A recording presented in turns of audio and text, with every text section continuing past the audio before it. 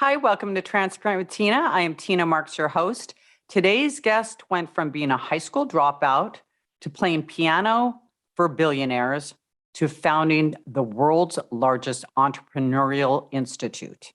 In just 2 years, he grew from a team of 9 doing barely 6 figures a month to a team of 150 doing over $5 million a month.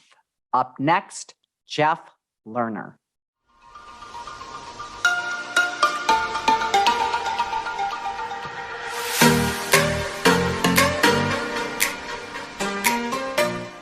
Hey, Jeff, so nice to see you and meet you.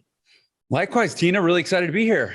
Oh, I'm so excited. I mean, the information I have in front of me is just amazing, and I'm just so looking to just dive right in. Okay, so let's just kind of refrain here. You are the founder of a 3-time Inc. 5000 company with 100 million plus in online sales, an 8-figure real estate portfolio. In 2019, you started ENTRE, which is like for Entrepreneur Institute, the first institute of higher learning in the world for entrepreneurs, and currently the fastest growing education company in the world. Wow. In 2021, you founded Entre Soft. Did I say Entre? I did say Entre. Entre Soft, that's right. I was saying Entre, so now I'm like going to be very lucky. Entre Soft, the world's most complete small business marketing software. Over 200,000 students now use your education and software to power their business and create their best lives. Before this, you used to play piano for billionaires. So when I read that, I was just like, okay, you got to tell us this backstory, how you went from playing pianos to billionaires to, having the largest entrepreneur institute in the world. Yeah, it was a journey. For sure. Tell us. Yeah, you want to know all the details. Okay, so I do. I'm that girl. Yeah, so I'll tell you, and I say all the time, like the best training that I ever got for being an entrepreneur was my time as a jazz musician, because think about all the kids that play the piano. It's actually a great metaphor for traditional education and traditional skills development versus, what I would call entrepreneurial thinking and being in the world. Think how many kids take piano lessons, right? I did, and I hated it, to be honest with you. Yeah, I was forced to take it. Yeah. And I used to teach piano lessons, so I saw the other side of it. Trust me, it's just as bad for the teacher as it is for the student to have a student that doesn't like it. Would you say that most kids are forced to take it by their parents, or most kids want to play piano? I think most kids are forced to do it unless they sent them to me. I was the teacher that knew how to make it fun and interesting. Right. Because I would tie it to stuff they actually cared about. There you go. I would ask them for their favorite, like, what's your favorite, if I had a 6-year-old say, what's your favorite cartoon? And I'd pull it up on my phone on YouTube and listen to the jingle. And I'd say, okay, forget the music. We're just going to figure out how to play the jingle. That's you're right on the nose, right? Because I mean, you're like 6, 7. I think I was 8 or 9, and Mozart. I mean, no, I want to play stuff that I can relate to. Otherwise, I mean, that's like exactly that's like people that are dead music. So if you think about how many people are taught to play the piano at a young age, but how many people can you give them call it a question or an equation, like, hey, I want you to play me a Beatles song. Oh, and by the way, I'm kind of sick today, so I need you to play it in an alto register so I can actually sing it. Play me a Beatles song in an alto register. Like, a lot of people don't even know what that means, but I mean, people know what the Beatles are in alto. But like, the point is, let's say you want to play Hey Jude, but the person has a cold, so you need to bring it down on the keyboard. Makes them think. Yeah, no, like 99.9% of people that even got pretty good taking lessons as a kid would have no clue how to approach that. They don't know how to play a melody by ear. They don't know how to transpose. They don't know how the chords and harmonies actually fit together. They don't functionally know what's happening in the music. All they were taught to do was memorize the notes, right? That's the difference between traditional education and even traditional business education and being an entrepreneur. Entrepreneurs solve real world problems, which means we have to actually know how things work and why they work and be able to improvise and adapt with them on the fly. We have to operate with such a deeper level of understanding than people that just know the formulas, know the facts, know the figures, and do what they've been told. Nobody ever tells you what to do on a jazz gig, because whatever it is you're there to do, it's literally never been done before. It's always created real time in the moment on the fly as a collaboration between people. That's entrepreneurship. So although it may seem like kind of disjointed for me to go from one to the other, there's a reason why when I pivoted from music to business, I was never rattled by the fact that, oh, it's all on my shoulders. Oh, there's no operations manual. Oh, there's nobody telling me what to do. Oh, I'm only accountable to myself. Oh, I'm afraid, but I have to keep going. Like all these things that stop most people in their tracks and make them want to spring back to the perceived safety of a job. Right. Those were never issues for me, because on a bandstand, when you're improvising at 240 beats a minute with world-class musicians, there is no safety net. You know, that's interesting, because this was actually like my fifth question or something, but while we're on it, okay, you were talking about real security and prosperity comes from betting on yourself and building yourself up to be worth making that bet rather than lounging in society's safety net, which is exactly what you're talking about. Okay. You're talking about the corporate world as opposed to being an entrepreneur. Right. And I was just having this conversation the other day. I mean, look, we need both. Right? We need both. We do. I have a lot of really wonderful employees that I value very much. and I'm going to break it down like this, and there's no offense to anybody out there, but there are leaders and there are followers, and the leaders are the entrepreneurs. And, you know, I was just listening to Joyce Meyer today, and she was saying, it was something along the lines, you know, I've heard this, it's been said 1,000 times. It's like, you're either making somebody else money or you're making yourself money. Right. Mm-hmm. So, you know, and the followers, you know, that there's nothing wrong. There's no superiorness here. But entrepreneurs, they find it very hard to work for somebody else. Like, I'm an entrepreneur. I did not know I was an entrepreneur. Everybody thought I was fickle because I kept changing jobs. Right. Because my soul was not satisfied. And I also don't like taking the retraction very well. But anyways, okay. So that was. So, but how did you, so you started to realize that maybe, okay, there's something bigger and better out there for me than teaching piano, but how did you go from there into this institute? So, I always knew there was something bigger and better out there for me. Piano playing, being a musician was just a very practical decision that said, okay, I want to be my own boss. I want to be creative. I want to do something that stimulates and interests me, but I still have to make a living.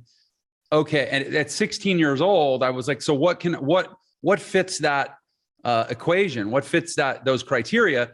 And I couldn't see anything that I was being exposed to in school that fit those criteria, other than writing, which I did seriously consider pursuing, you know, literature in the writing path. And I did end up doing a little bit of creative writing study in college, but for the most part, I just didn't see it in school. So I dropped out. I was like, high school is training for the factory, or training for the job market, or training for the modern equivalent of, you know, whatever the Industrial Revolution created. Like, I didn't see it. So I dropped out. I was like, I'll take my chances betting on me.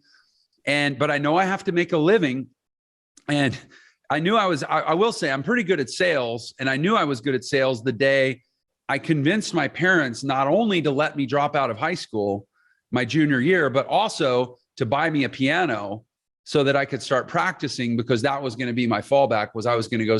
I was 16 years old and I was not a pianist, but I was like, I know I've got a talent because I used to play some guitar and I was pretty good.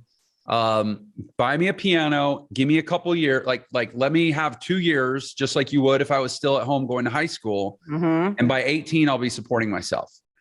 And so that's how the piano started. But I dropped out of high school and it was the only thing I could figure out to do. Didn't your parents say to you, we'll get you a piano and you still play piano after school? No, that wouldn't have been enough time. Like, for me to be a professional piano player, like I had gone to, for one, I was going to, a little bit of backstory. My parents got a phone call from the truancy officer of the Houston Independent School District Police Department saying, Jeff has, of the last 30 days of school, Jeff has been absent 21 times. So I was already not going to school. What were you doing?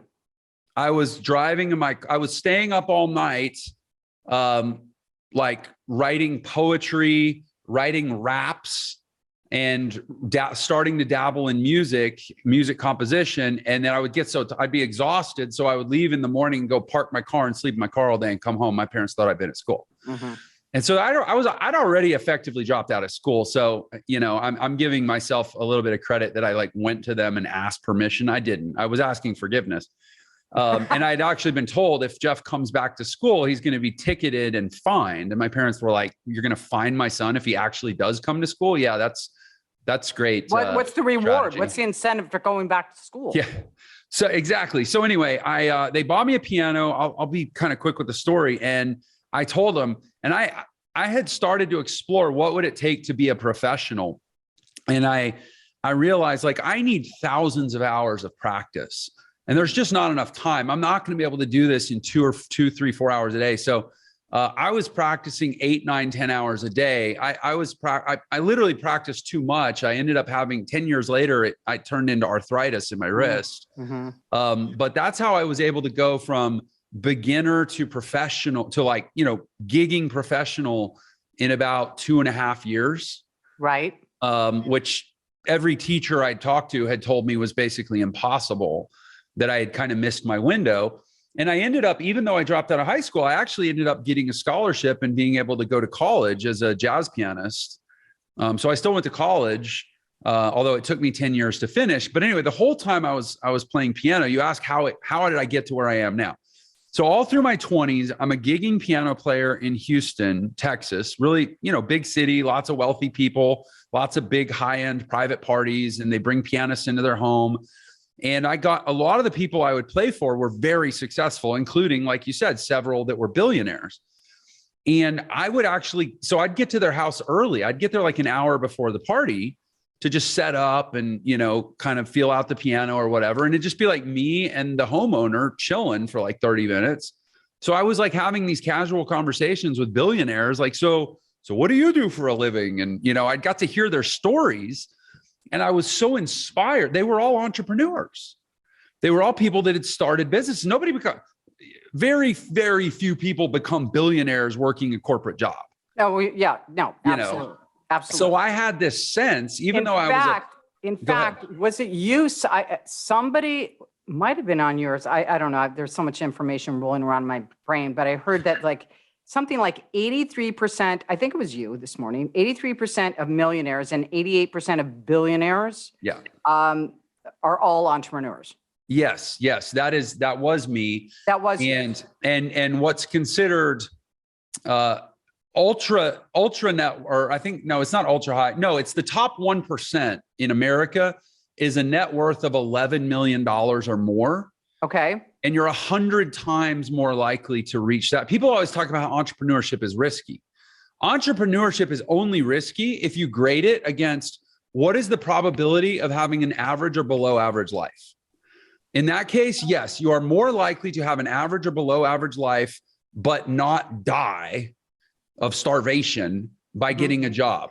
Mm-hmm. But if you grade it against having a really extraordinary life and a lot of abundance and a lot of possibilities, you're 10 times more likely to become a millionaire as an entrepreneur. You're 100 times more likely to become a decamillionaire or top 1%er as an entrepreneur. Right. And I saw that firsthand.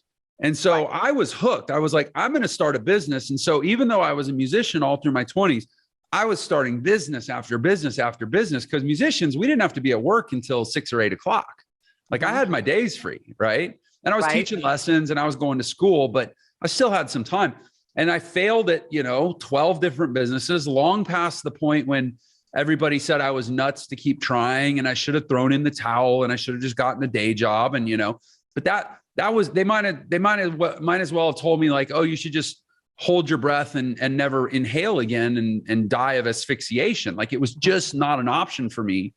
So I kept trying stuff. And then eventually 2008, I discovered. I just want to stop you right there because you know what? I really want people to hear what you just said. You'd rather have died from asphyxiation, okay? Because that's the way I felt too. It's like going to a corporate job that didn't fulfill me and it was not fulfilling my purpose. I'd rather would have been dead. Yeah. Yeah. And I didn't have kids. I mean, I think if I had kids, I might say it a little bit more diplomatically, but at the time, I think I was like at that level of insanity of just like, if my soul's going to have to die anyways, and like, what good is my body? Right. Well, right. Exactly. And then also, if you do have kids, what are you teaching your kids? Because, if you're going to be unhappy all the time, what are you teaching your kids? Right. Yeah, no, that's so true too. And listen, I have a lot more measured view now. I mean, I'm a little older and wiser now obviously I have over 150 employees. So I'm not sitting here saying, oh, being an employee is a miserable death of the soul. Right. But I also run a really, really cool company that's very what we call entrepreneurial, where everybody in our world is doing meaningful, creative, impactful work. We create a lot of conditions that make it very rewarding and malleable to their life and their balance and we really, we stand for certain things about unlocking everybody's potential. And that starts internally with our team. So, but there wasn't a company like Entre that was hiring when I was 25 years old. Right. Exactly. And, they are, a lot of them are moving, like Google is moving towards that. They're paying attention that, for everybody to be inspired because they're, exactly. Okay. Yeah. Because if they don't, at this point, people are just like, screw it, I'm out of here. Yeah. And they're just going to wait for that opportunity to leave to the next person. Right. I mean, everybody wants to feel inspired. Everybody wants to feel heard.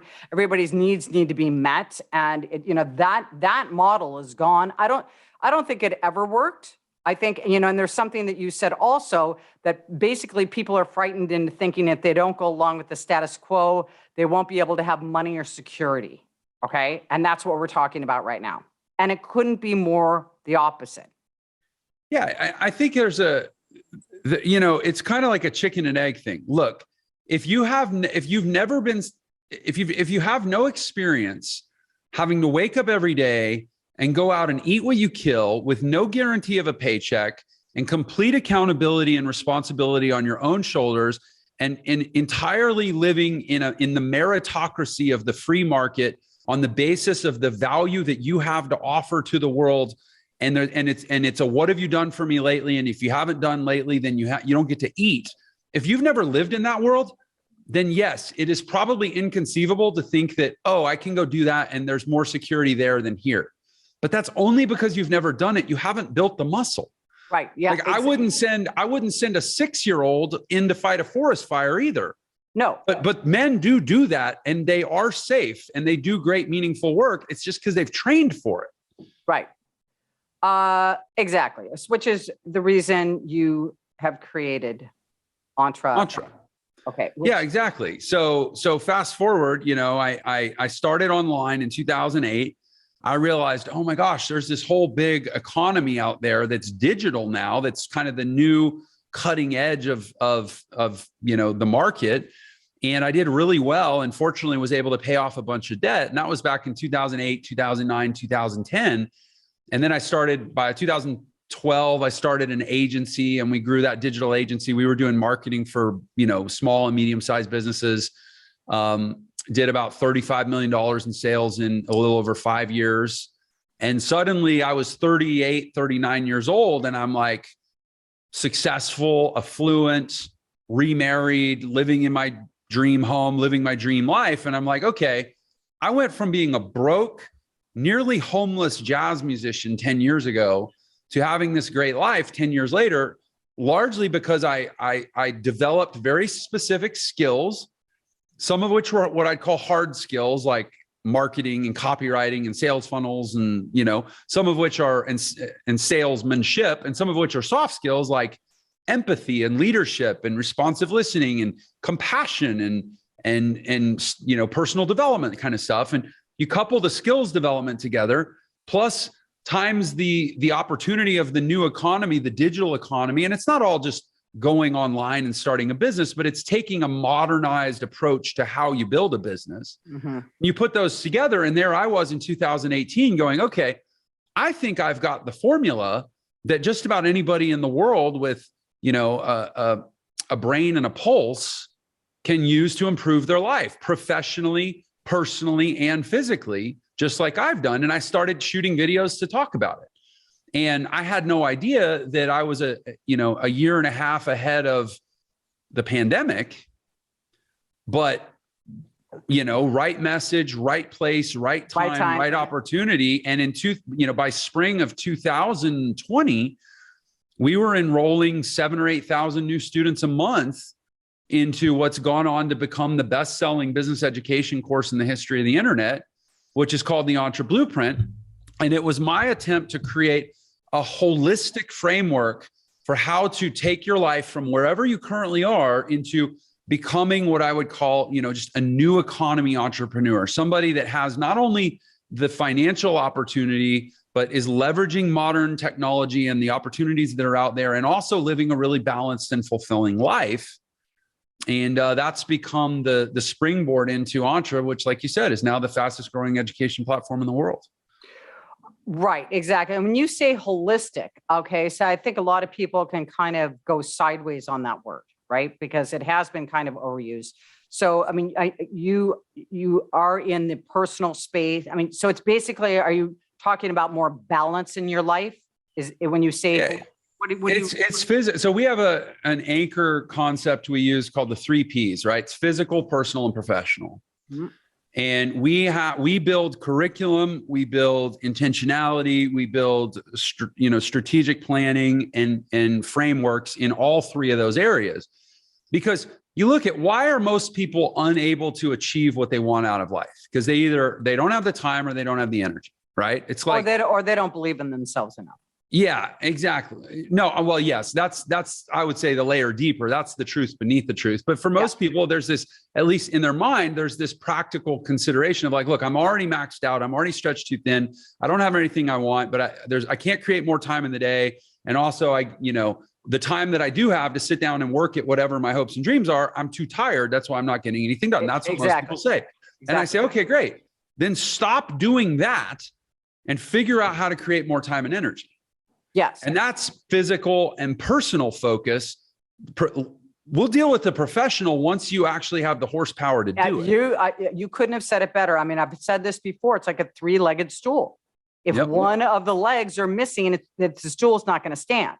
And people just really overlook that, if they're not getting the proper nutrition or the proper sleep or the proper exercise, they just kind of take that for granted. And I get it, because, in mainstream media, they're like, well, if those foods are bad, or I really needed those supplements, or I needed that extra stuff, I'd be informed on the news. That's not true. Yeah. And they'd be in the FDA food pyramid too, right? Exactly. Thank you. So, you have to, maybe that's our entrepreneurial thing, because I've always done my own research. I'm a cancer survivor. And, when they told me I should get radiation and follow up with a drug called tamoxifen, I was like, it didn't resonate with me. It intuitively, it just didn't feel right. I was led to the right books, and I was led to The Alkaline Diet by Robert O. Young. And I did that. And, I never did that. And I've been cancer-free since 2011. But if I would have listened, because everybody's like, oh, you got to listen to what your doctor's saying. And the more research that I did, Jeff, I realized that traditional doctors only have 45 minutes of nutritional education in the history of their education. Yeah. So no, they wouldn't know about that. Okay. So, you really do have to do your own research, and maybe that comes from me being an entrepreneur, but, anyway, yes. So I love that. So you focus on all 3 things, the first 2 first, right? And I put them in that order: physical, then personal, then professional. And I say, look, physical, that's taking care of one person. If you can't take care of one person, how are you going to take care of 4 people or 6 people, or your close personal relationships, right? Right. So take care of 1, then take care of 6 or 8 or however many personal relationships you have. But the idea that, I want to have professional success. What is professional success? Professional success is taking something that you offer, like a product or a service or a skill or whatever, and transacting it into the market of tens or hundreds or thousands of customers that pay you. And you're like, oh, yeah, I'm successful. Essentially, it's providing value and care to thousands of people. But if you're not even able to take care of the 6 people that live under your roof or the 1 person that lives inside your body, what qualification do you have to say, oh, I have lots to offer thousands of people? Exactly. Jeff, listen, in the ENTRE Institute, if somebody comes in and they just know they're an entrepreneur, they know that they don't want to work for somebody else, but they don't know what it is they want to do. Does your institute help with that too? Or does somebody have to come in already knowing what they want to do? I'm so glad you asked that. I think you touched on one of the biggest misconceptions. Not only do you not have to know what it is that you think you want to do, I actually, in my experience, most people that think they do know what they want to do or they have some big idea, if they work with us for a while, they'll realize that wasn't even the right idea. That's not the thing that they were born to do. Right, exactly. And at what age? So for example, my 17-year-old wants to be a YouTuber. Okay. So like, is it for just maybe, does it go like somebody? So this is a question I would say. YouTube is a marketing strategy. But what is that's like saying, well, I want to be an email. Well, okay. So no, well, I have a short story. No, you know what I mean? And I get it. I have teenagers, so I know they want to be YouTubers. Yeah, he just doesn't want to be famous. He's very funny. Okay. And he watches David Dobrik. Do you know who he is? Yeah, I do. Okay. So he actually came and surprised us on Sunday because I wrote him a message. I couldn't believe the guy actually came and surprised us. Yeah, I know. And so he's gonna be on David's vlog. And my son's got video. I mean, I that's going to be my next question to you. But anyways, he loves David. And I love the guy. I mean, he's funny. He's clean. He doesn't overstep the boundaries. He's not funny at somebody else's expense. He gives back. And so my son wants to do something like that, you know? So he's got a very clear idea and he is funny. He is all those things. So it's not, and in fact, he shies away from the spotlight, which incidentally, like the fact that I'm in front of a camera is crazy because if you knew my backstory, I never wanted to be in front of the camera, but I knew that this was my calling and my purpose. I found that out, right? So going back to at what age, what's your youngest entrepreneur that would be part of your institute? Well, anybody that's under 18, it just has to have their parents' permission. But I mean, we have, gosh, I was at one of our events several months ago and there was a kid there that does stuff that's related to rodeo.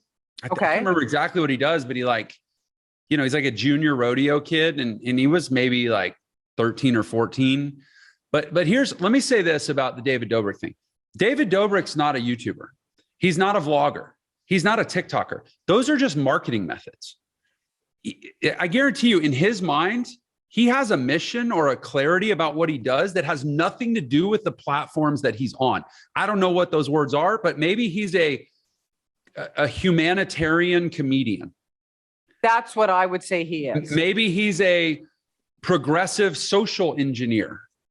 I don't know, but it's people get so wrapped up in like, oh, I want to be a TikToker. But a TikTok's just a marketing method. That's literally like saying, I want to be an email. It's how you bring your purpose and message forward. Right. Exactly. And that's how he does it. And that's exactly what he is. Like, even if somebody says, I want to be a Twitch streamer. Great. Well, stand in line. No, why don't you say, I want to be the best XYZ video game player in the world. Right. And I'm going to focus on that. And I'll bet if you achieve that, a lot of people will want to watch you on Twitch. That makes a lot of sense. Okay. And the Institute, when I went in there today, is it, how long is is it a 12-month thing? Our initiative for 2022, we all jokingly got temporary tattoos that say hashtag Entre for life. Ooh. Like, we're trying to create the world's first developmental pathway that you can stay with until what? What is the only, like, because you're always pivoting. This is my frustration with education is you go into and the word education comes from the Latin word ducare, to lead people to a destination. And yet you go into education and you don't graduate into a destination. You graduate to a starting line. That doesn't make sense. You didn't arrive anywhere. In our view of education, you start with the end in mind. And what's the end? What's the only point? What is the only thing that anybody should be trying to achieve? It's the life they want. And so we start with the life you want, physically, personally, and professionally, the relationships, the health, the vitality, the energy, the purpose, the drive, the professional skills. And we reverse engineer what we call personalized education that leads you all the way there. And that might take 20 minutes or 20 months or 20 years, or you may die trying. Right. That's not the point. The point is, are you more fulfilled making progress toward the life that you actually were born to have? Or do you just go check boxes and rack up student debt in the traditional pathway? Well, I've always said, if you do what you love, the money will follow. And then I follow it because I didn't make that up. But then I follow it up with saying, and even if you don't, you're not going to feel like you're missing out on something. You're not going to feel like this need to have more and more and more, because I've had both. And when you are doing something that is not right for you and you're not fulfilling your purpose, you have this gap. In my first book, I talk about it. You have this gap. There's something missing. So you got to fill it up with things, whether it's food, alcohol, shopping, whatever it is, because your soul is longing for something that you're not giving it. And as long as you're fulfilling your purpose, even if you're making a smaller amount of money, you're not going to feel that void. And here's the deal. 2 hours ago, I had Dave Hollis on my podcast, who, I just had Heidi Powell. Oh, wow. All right. Well, we should swap. Yeah. But they, a lot of people, everybody knows him as, Rachel Hollis's ex-husband, and now he's doing his own thing and he's with Heidi. But he was the president of Warner Brothers. No, sorry. He was the president of Disney Film Studios. Mm-hmm. He was a mega successful entertainment person in the coolest industry in the world. He had Robert Downey Jr. on speed dial. He personally was the person who distributed to the Avengers and all these great, like Frozen. And I mean, my daughter's favorite movie, and he was miserable. Right. There's no amount of professional success you can achieve if you're not doing what you were born to do. Exactly. Leading to that's when I said, we'll get to that question. So what are your views on that? Do you believe in God? Do you believe you have a do you feel like God, the universe, whatever, puts a stamp on your heart? Do you think it's random? Do you think, do you believe in synchronicity, synergy? Everything happens. It's funny. I've probably done, I don't know, several hundred interviews, and nobody's ever actually asked me about my personal spiritual beliefs directly. We've gotten into it, but nobody's ever just asked me. So yeah, I do. I very much believe in a creative force that probably pretty closely approximates what a lot of people mean when they say God. I mean, I don't need to get into all the granular details, but I came to it from like the Judeo-Christian tradition. Like, I'm a huge C.S. Lewis guy. I'm a huge G.K. Chesterton guy. Like, a lot of the really great modern Christian thinkers are my jam. But I also love me some Ayn Rand. And what I tend to find, who's, supposedly an avowed atheist, and people are like, oh, how do you reconcile that?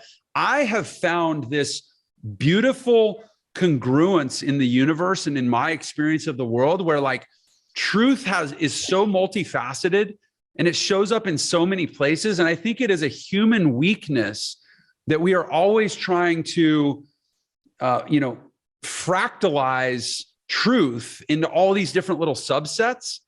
But truth is truth. And I see it, I read it. I have found it in Buddhism. I have found it in Christianity. I have found it in great, Stoicism. Yeah. And so what I believe happens inside of us is we're all given a unique set of gifts. We're all given a unique set of proclivities and interests. And we're all given call it an energetic North Star that when we learn to find it and orient ourselves to what we're intended to do, our body and our mind and our energy resonate in that direction. Yeah. And you feel, you wake up. Yeah. And you shall know that you're pointed in the right direction, literally by the amount of energy that you have. Mm-hmm. And people say, I don't have money. I don't have time. I don't have energy. It's because you're a magnet that is fighting, trying to point itself away from the North Pole. Well, no wonder you're exhausted all the time. You're resisting what really was truly you were born to do. And I can speak to this because I lost everything going after my dream. everything. Now, you think after I'd lost everything, I would have gone and got a normal job? No, here I am doing it again. Round 2, single mom. But what am I teaching my son? You don't give up, because round 2, I got it now.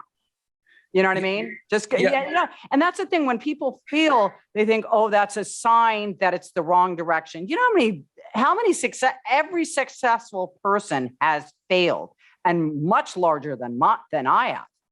I mean, hundreds. I mean, I had Dave Meltzer on my show. He lost $100 million. He's back like a vengeance. Yeah, I love Dave. I love Dave. Right? So, I mean, I really want to interject that, because you know what? I can't speak enough to this, because I just feel like, everything that we are schooled and trained to believe is like to be fearful of stepping into something that we know only deep down inside that is right for us. So I think that's what your institute is about. That's why I'm so excited to be talking about this. And I can't speak enough to it or promote it enough. I mean, you have a book coming out as well, or is it already out? I do. Yeah, no, I have a book. August 2nd is the scheduled date. It's a national book release. We'll be in, I think, 1,100 airport bookstores and Barnes and Nobles. And, it's like, I'm like pinching myself like, oh my gosh, I can't believe people are actually willing to I'm getting paid to say what I have to say, and they're going to print it and bind it and publish it. And I love that. You're humble. You're like, I'm still pinching myself, even though, by the way, in 2 years, Entre grew from a team of 9 doing barely 6 figures a month to a team of 150 doing over $5 million a month. Yeah, I mean, we're going places, but here's the thing, like, value is always an exchange. So people are like, oh, well, you got all this money coming in. Well, first of all, we got a lot of mouths to feed now, but the reason that exchange is just a signal that what we're putting out there is highly valued. Exactly. People don't pay for what they don't value. So if we're having this conversation with people, it means we've tapped into something. It's the same reason that 4.5 million people a month are quitting their job in this country. Yes, exactly. That's what we've tapped into. And that's why we're growing so fast. And you're really going to grow, because there's the great resign now. And because of the pandemic, everybody's like, I'm not going back to corporate America. And people call it the Great Resignation. I'm calling it the Great Awakening. I agree. Well, that is what it is. They've had time to reconsider what they have valued and put priorities in their life. And now that they've had the chance to actually take some time and a couple of breaths to realize what those are, they're different what they thought they were. Mm-hmm. And their importance, and they'd rather move out of the state and live in a smaller, community, or a less expensive area to their values have come back to, which is what, you said when I asked you what your dreams and goals, you said you're working to shift the world back to classical values of personal responsibility and emotional neutrality. Why can I say that? That's not how you say it. Neutrality. Yeah, you got that basically people are frightened into thinking if they don't go along with the status quo, they won't be able to have money or security. We already talked about that. You also say be obsessed with excellence across all areas of your life. If you got emotional baggage, heal. If you've got health issues, take better care of yourself. If you have relationship issues, get therapy. Got time management, get a coach. And this is exactly what stops people, because every single one of those things that I read, what most people, and because I'm talking about myself, I'm the guinea pig. I used to hide my head in the sand. If I had financial issues, go in a corner, hide my head in the sand. I was on with a client today, and I said, what are your personal expenses a month?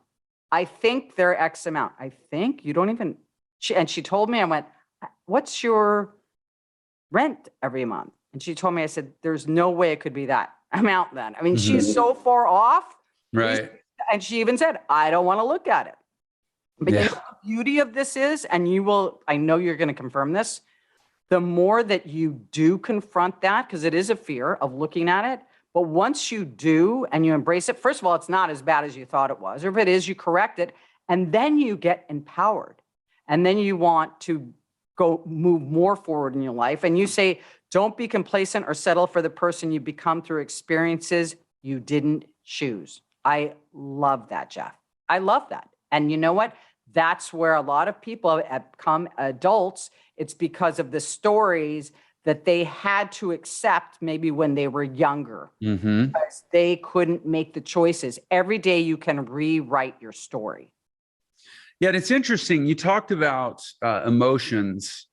You know, there's something, well, there's a school of psychology that's the Adlerian school. It's kind of the grounding of most Western psychology at this point. And what it's resulted in is various modalities of a therapy that's kind of globally called cognitive behavioral therapy, CBT, right? So you have dialectical behavior therapy, you have rational emotive behavior therapy, you have all these subsets, but they all come from the Adlerian school, cognitive behavioral therapy. And kind of the core concept, the linchpin of CBT is what they call the cognitive triangle, which is simply thoughts, emotions, and behaviors in a triangle where your emotions dictate what you think and what you do. Your behaviors dictate what you think and what you feel, and your thoughts dictate what you feel and what you do, right? They're connected in a triangle. So it all starts here. And if you look at that triangle, most of us think that our reality is defined by the one in which we're the least empowered, which is our feelings. Between thoughts, behaviors, and feelings, most of us primarily define our reality in the feelings, but that's actually the one point of the triangle in which we don't have choice. Yes. Thoughts and behaviors, we can choose, and they're binary. If I'm thinking this, it means I'm not thinking that. If I'm doing this, it means I'm not doing that. They're like zero sum. There's a toggle switch. I'm either yes, this, no, this, or yes, this, and no, this. But feelings, that's opaque and it's mushy and it's convoluted. And yet that's where we think we live. That's who we think we are. So the reason I love Stoicism is because it teaches you to redefine your life on the 2 points of the cognitive triangle where we actually have free agency, which are thoughts and behaviors. And emotions become extremely secondary in who we show up as every day. And that's the discipline that leads to success. And it's the opposite of what we're taught now, where how offended you are is how right you are. Exactly. And you know what, in cognitive behavioral therapy too, they say that the average person has like 55,000 thoughts going through their mind every day. And about 85% of them are negative self-limiting belief thoughts. Okay. So you can't choose the thoughts that come in your head, but you can choose the thoughts that stay in your head. That's what I said. Right. You can't help what comes in your head, you know? So, you know, if you choose to say, I am not going to go down that rabbit hole with that thought, because you know what, it's going to lead me not to the path, it's not going to lead me forward.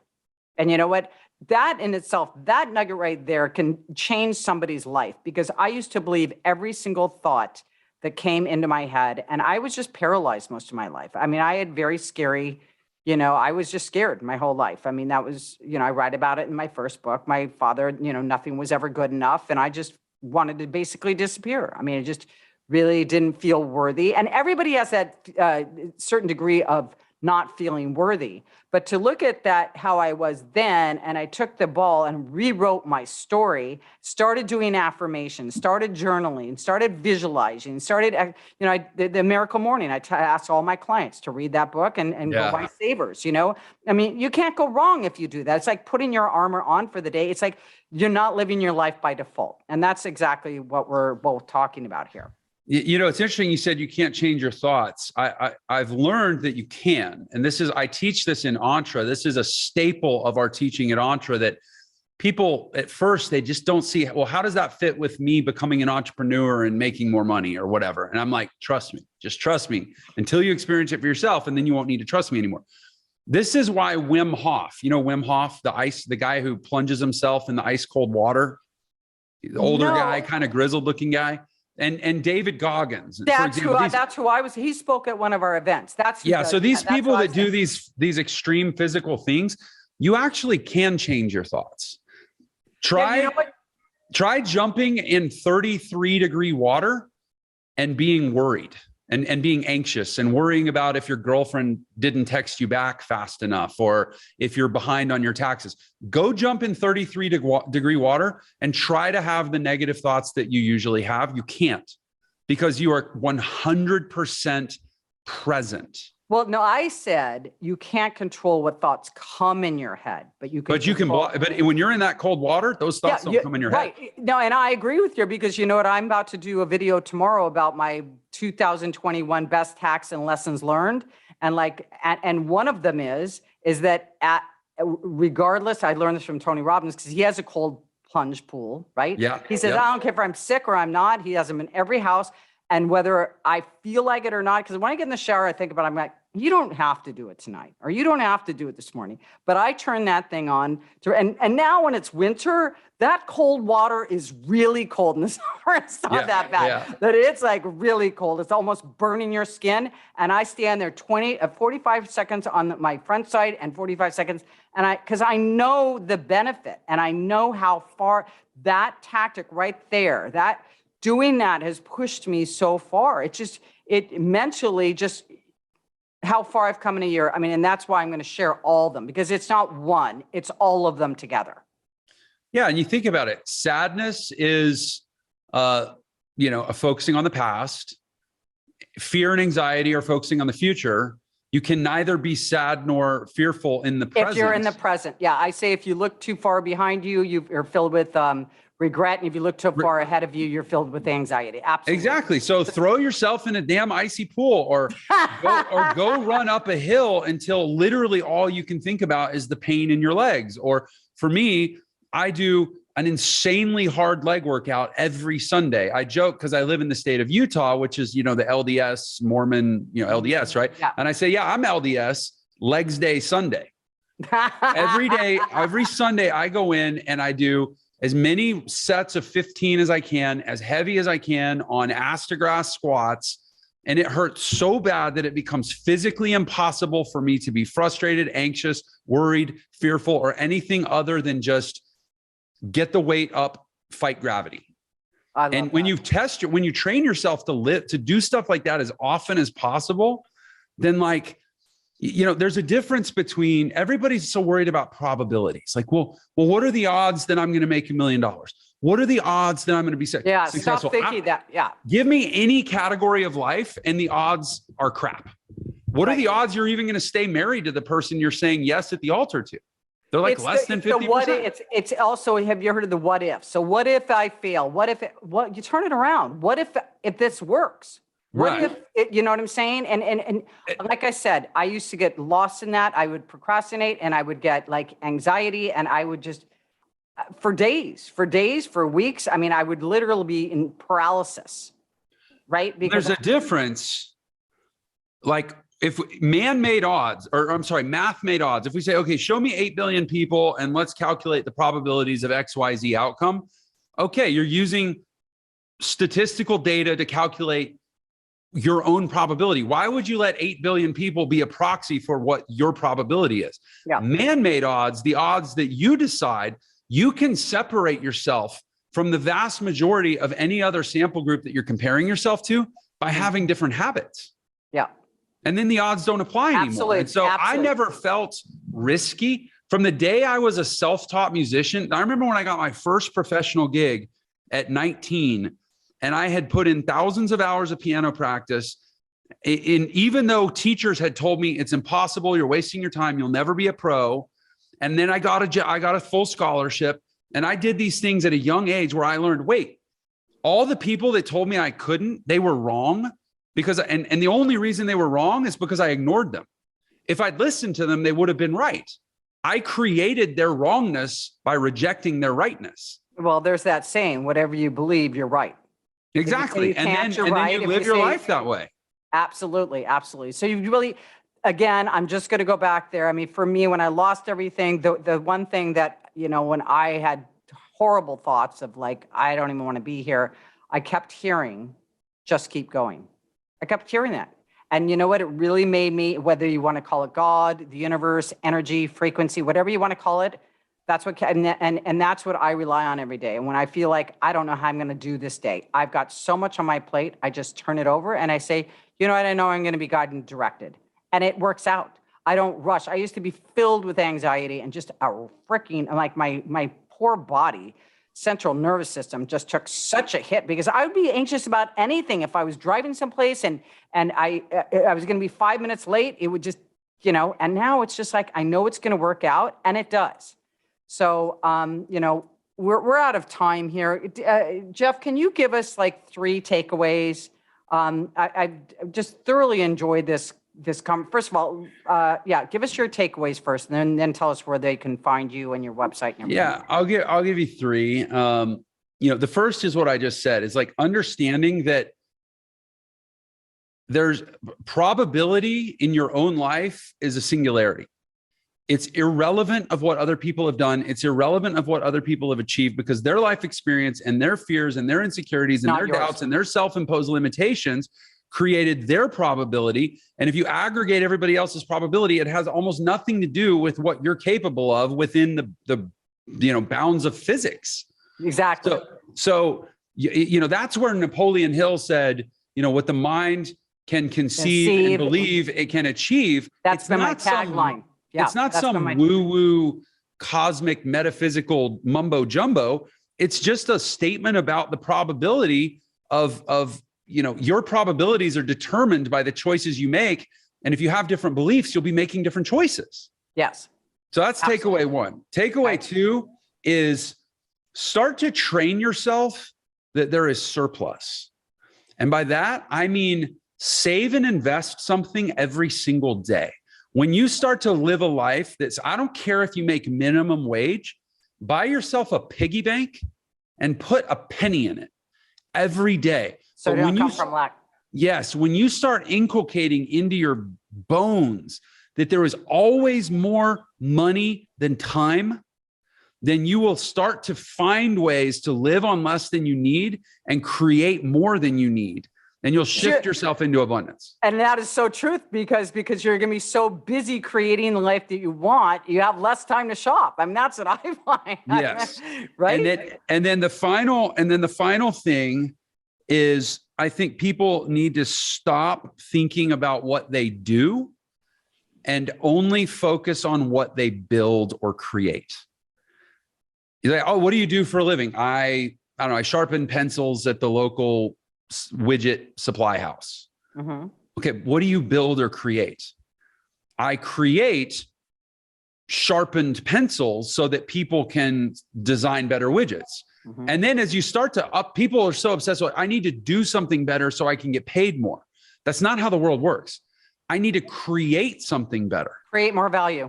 So I can get paid more. And when you start with just changing that one simple word substitution, can completely reinvent how you look at your job. It can reinvent how you run your home life. If you're every day in your marriage and saying, what do I do? Oh, I'm a husband. No, what are you building? Yeah. Right? Oh, we're building a life together. We're building a home. We're building a nest. We're building whatever. Just that simple substitution will change everything about your life.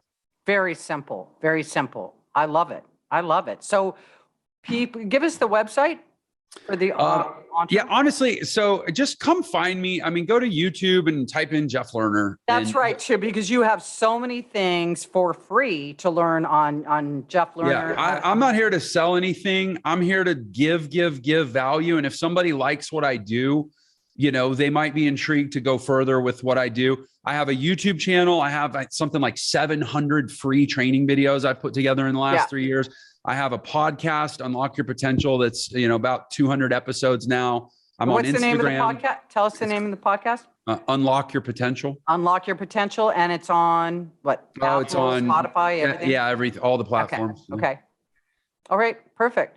Well, thank you so much for being here. I love this conversation. It's always so. I love to just reinforce everything that we've talked about today. Because thanks, Tina. It is true. Thank you. And thank you, everybody, for watching another episode. If you haven't subscribed to my YouTube channel, please do so. It's Tina Marx. And also, if you haven't downloaded my podcast, Transparent with Tina, please do that as well. And leave a comment. And also, any subjects or professionals that you would like to have on the show would be great. Okay, until next week, we'll see you next time. And thanks, Jeff, again. We'll see ya.